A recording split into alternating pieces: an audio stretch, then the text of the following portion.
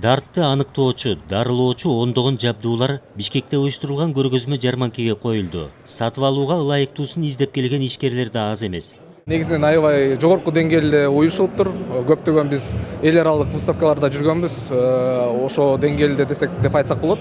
Бул жерден биз өзүбүздүн азыркы партнерлорубуз менен мамилебизди андан ары улантууга, жаңы партнерлорду табууга, эл аралык партнерлор менен иштешүүгө келдик. Алар менен сүйлөшүп атабыз, переговор жүргүзүп атабыз. Буюрса ошо контракт түзүп, андан ары иштейбиз деп ойлойбуз.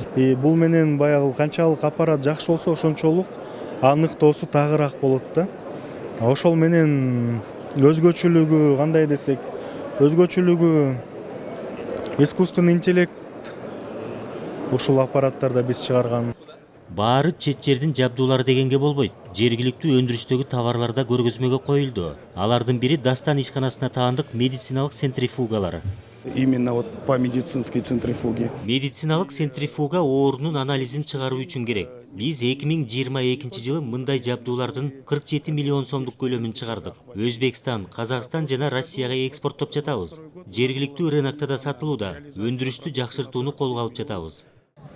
Медэкспо Кыргызстан көргөзмө жарманкеси жыл сайын өткөрүлүп келатат.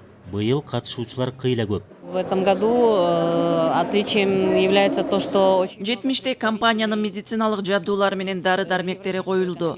Көпчүлүгү Өзбекстанга таандык ишканалар, жергиликтүү ташып келүүчүлөр да көп. Медицина багытында иш алып барган ишкерлерди жолуктуруп, бири-биринин мүмкүнчүлүктөрү менен тааныштыруу, кызматташтыгын түзүү көргөзмөнүн негизги максаты болуп саналат.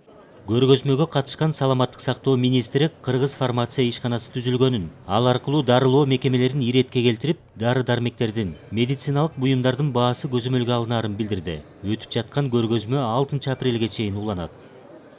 Калыгул Асанбаев, Умар Малашев, Ала Тоо 24.